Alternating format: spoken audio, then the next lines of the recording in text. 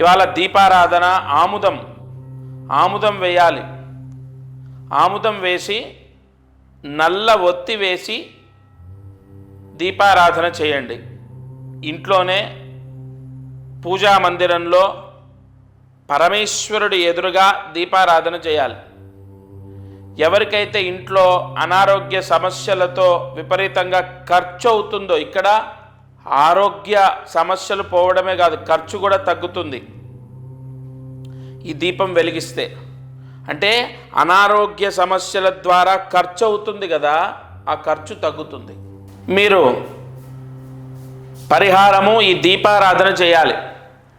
ఆముదము నల్ల ఒత్తితో దీపాన్ని వెలిగించాలి సూర్యాస్తమయంలోపు. అది కూడా పరమేశ్వరుడు మీ పూజా మందిరంలో పరమేశ్వరుడు ఎదురుగా ఈ దీపం వెలగాలి.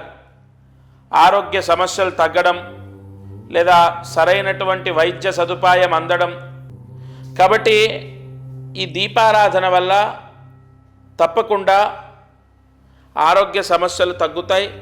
ఆరోగ్య సమస్యల ద్వారా అయ్యే ఖర్చులు తగ్గుతాయి.